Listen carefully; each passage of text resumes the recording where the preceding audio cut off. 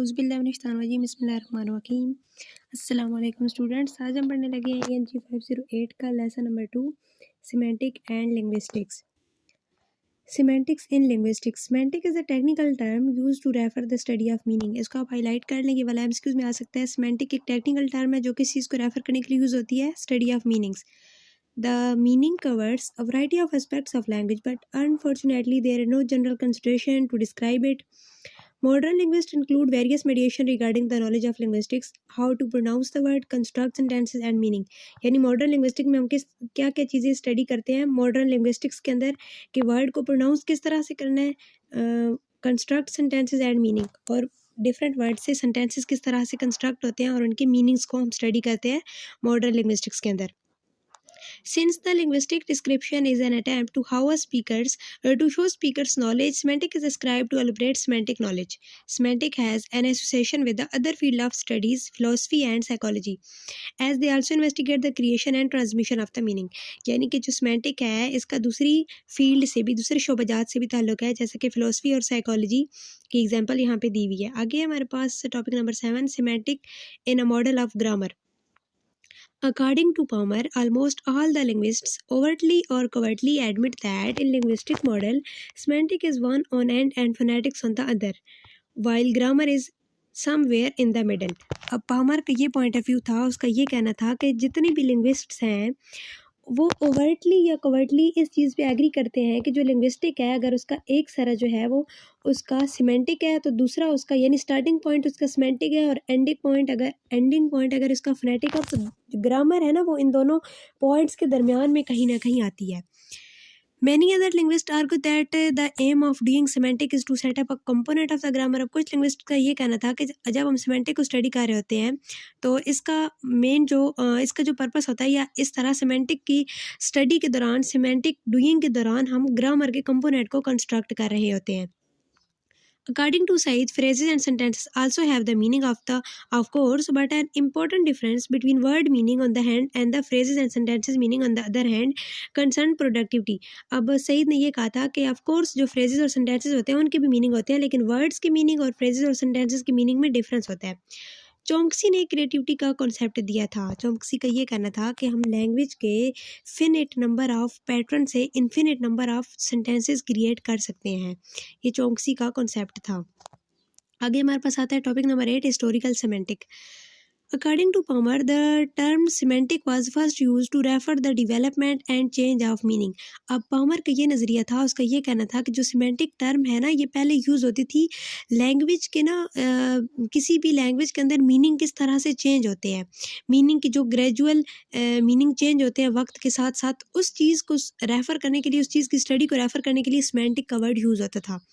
There are different reason for semantic change. अच्छा, अब ये मीनिंग चेंज क्यों होते थे, इसकी भी डिफरेंट रीज़न है. जहाँ यहाँ पे ना 2 रीजंस बताएंगे, जनरलाइजेशन एंड स्पेशलाइजेशन. जनरलाइजेशन की एग्जांपल देख लेते हैं. Generalisation of meaning, for example arrive originates in Latin एरिपेर, यानी कि अराइव का जो वर्ड है इंग्लिश के अंदर, ये बेसिकली लैटिन वर्ड से ड्राइव किया गया है एरिपेर, और जिसका मतलब था movement that and the bank of the river. ये एमसीक्यूज के लिहाज से इंपॉर्टेंट है, आपने याद रखना है. जनरल स्पेशलाइजेशन की एग्जांपल यहाँ पे दी हुई है, जैसे कि गर्ल जो वर्ड है ना, गर्ल, तो ये पहले यूज़ होता था चिल्ड्रन के लिए और बाद में ये ओनली फीमेल चिल्ड्रन के लिए यूज़ होना शुरू हो गया. इसी तरह मनी की एग्जांपल दी हुई है. मनी जो है वो लैटिन का वर्ड है, मोनियो से ड्राइव किया गया है, जिसका मतलब था वॉर्न. और इसके अलावा यहाँ पे एक और एग्जांपल दी हुई है कार. तो कार के लिए जो ऑब्सोलीट वर्ड है, पुराना वर्ड जो कार के लिए पहले यूज़ होता था वो था कैरियट. जब तक मोटर कार इन्वेंट नहीं हुई थी यही वर्ड यूज़ होता था. अच्छा, ये वाला एमसीक्यूज़ के लिहाज से इंपॉर्टेंट एक लाइन यहाँ पे दी हुई है, one powerful source for meaning change is taboo. यानी कि एक पावरफुल सोर्स मीनिंग चेंज का क्या था, तो वो था टैबो. ये पामर का पॉइंट ऑफ व्यू था.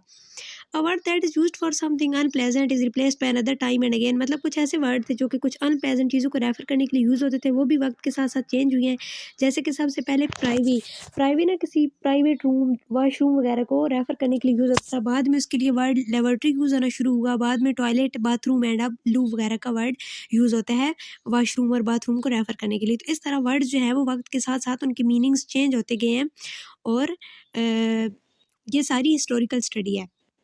आगे उन्होंने बताया हुआ है कि ये सारी जो स्टडी होती है ना, किसी वर्ड के ओरिजिन को स्टडी करना, टाइम पीरियड के साथ साथ किस तरह से वो वर्ड चेंज हुआ है, उसका यूज़ किस तरह से चेंज हुआ है, तो इसको कहते हैं etymology. The study of the origin and uses of particular word is called etymology. It includes observation about previous meaning of the word और इट्स प्रीकर्सर्स, यानी कि वर्ड के जो प्रीवियस मीनिंग थे उन इस एटमोलॉजी के अंदर उनको भी स्टडी किया जाता है।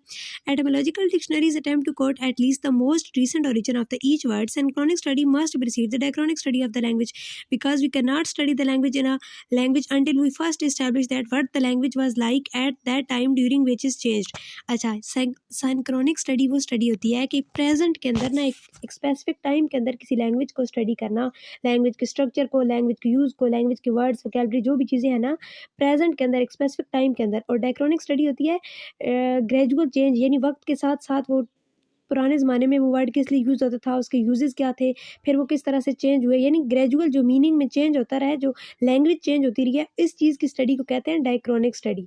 तो हमें साइक्रोनिक स्टडी करने के लिए, साइक्रोनिक स्टडी के लिए ज़रूरी है कि पहले डायक्रोनिक स्टडी करें, तभी तो हमें पता चलेगा कि ये वर्ड पहले किस लिए यूज़ होता था और किन किन मराहल से गुजर के ये हम तक पहुँचा है।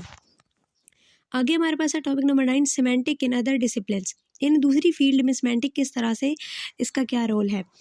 Semantic has not been the only concern of linguistic. Philosophers, anthropologists and psychologists have also shown their interest in this subject. यानी जो semantic है ये सिर्फ linguistics के अंदर यूज़ नहीं होता है, बल्कि philosopher, anthropologist and psychologist ने भी इसमें अपना इंटरेस्ट शो करवाया है। अब यहाँ पे एग्जांपल दी हुई है कि फिलोसफर इसको किस तरह से कैरी करते हैं। फिलोसफिकल प्रॉब्लम में be solve by study of ordinary language. तो ये आप एज एग्जांपल में लिख सकते हैं कि फिलोसफी में लैंग्वेज किस तरह से यूज़ होती है।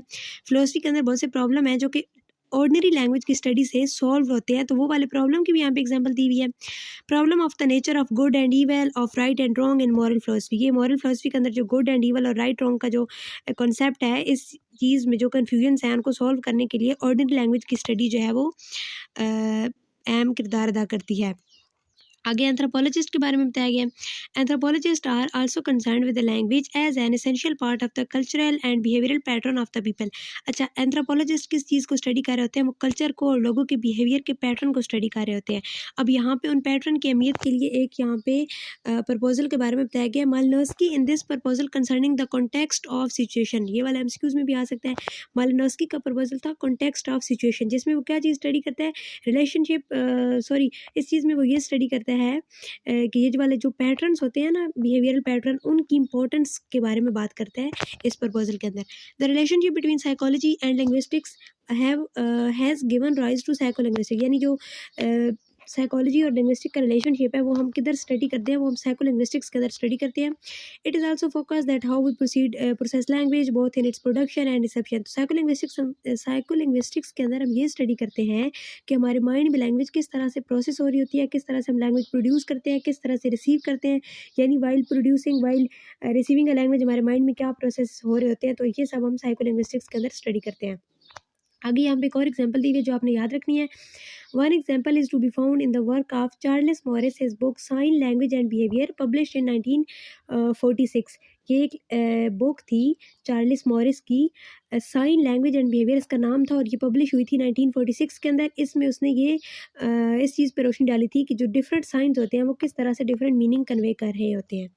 आगे हमारे पास है टॉपिक 10, सिमेंटिक एंड सिमियोटिक। अच्छा, सिमेंटिक के बारे में तो हम पहले भी पढ़ते आ रहे हैं। सिमेंटिक होती है स्टडी ऑफ मीनिंग, और सिमियोटिक का मतलब होता है स्टडी ऑफ साइंस।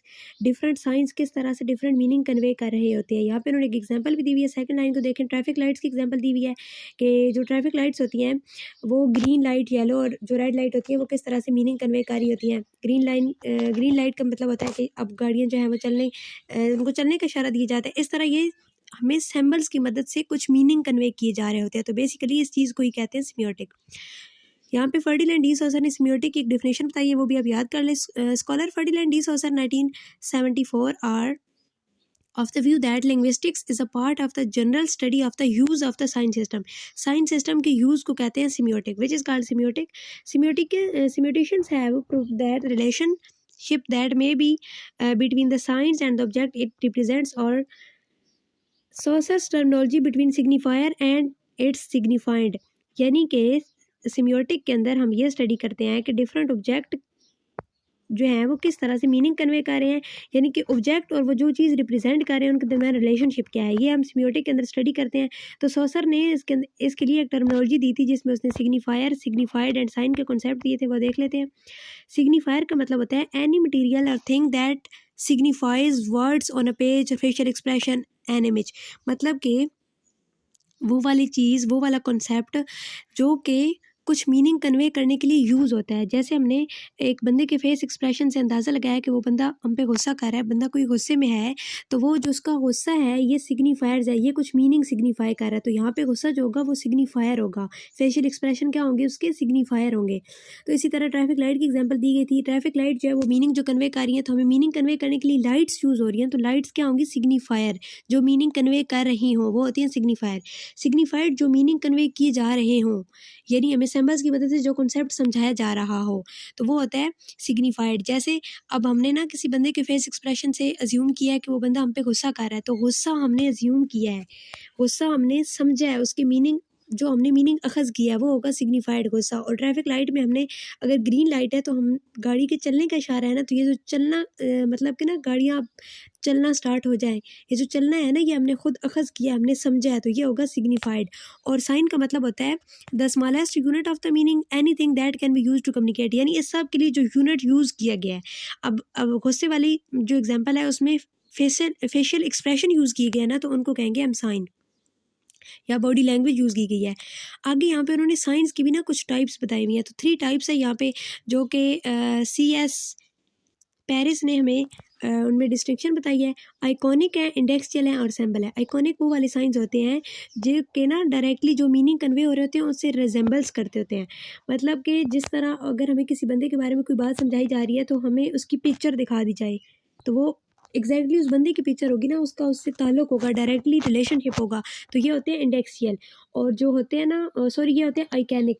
और जो इंडेक्सियल रिलेशन होते हैं उनमें जो सिग्निफायर होता है वो काज्ड होता है सिग्निफाइड का। जैसे इसकी एग्जांपल आप ले सकते हैं, जैसे फायर, जैसे आपको कहीं पे स्मोक नज़र आता है तो आप लोग इससे अज्यूम करते हो, आपको पता चल जाता है कि यहाँ पे आग लगी हुई है, तो अब फायर जो था, जो सिग्निफायर था, वो काज था सिग्निफाइड का। तो इस तरह ये होते हैं इंडेक्सियल रिलेशन। और जो सिंबॉलिक रिलेशन होते हैं इसमें कोई रिलेशनशिप नहीं होता है, सिग्निफायर और सिग्निफाइड के दरमियान कोई रिलेशनशिप नहीं होता है। जिस तरह आप कह सकते हैं कि जो फ्लैग है ना वो पैट्रियोटिज्म शो करने के लिए यूज़ हो रहा है, तो फ्लैग का डायरेक्टली पैट्रियोटिज्म से कोई रिलेशनशिप तो नहीं है ना, तो ये होते हैं सिंबॉलिक। तो 3 तरह के हमने रिलेशंस पढ़े हैं। सिंबल्स पहला था आइकॉनिक, इंडेक्सियल एंड सिंबॉलिक। तो ये 3 तरह के साइंस होते हैं, टाइप्स ऑफ साइंस है। अगर आपको मेरी आज की वीडियो अच्छी लगी है तो काइंडली चैनल को सब्सक्राइब कर दें ताकि बाकी आने वाली वीडियोज़ का नोटिफिकेशन आपको मिल सके।